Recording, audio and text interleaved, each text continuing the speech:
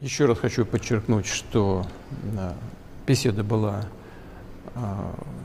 очень конструктивной, и я ее оцениваю высоко.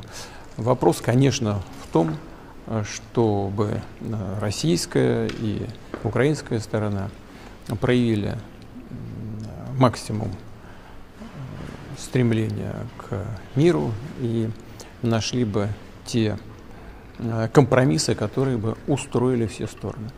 При этом хочу отметить, что в целом позиция России ясна.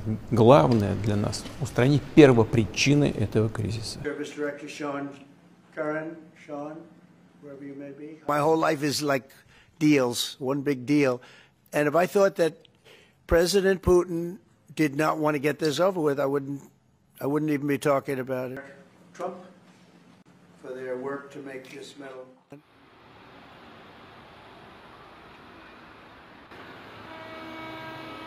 There's tremendous bitterness, anger, and I think maybe that could help some of that anger. So having it at the Vatican would be, in Rome, would be I think it would be a great idea. Do you have a red line in your head of what would cause you to back away? And yeah, in my head, but not something I'm going to announce. But yeah, definitely in my head I do, yeah. Президент України Володимир Зеленський, заява президента України.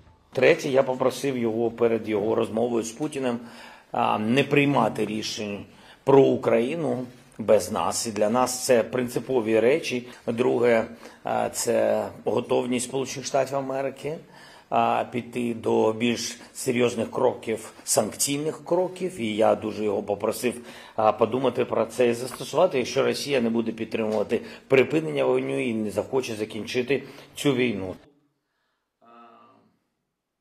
Також був в Канню, що ми найближчим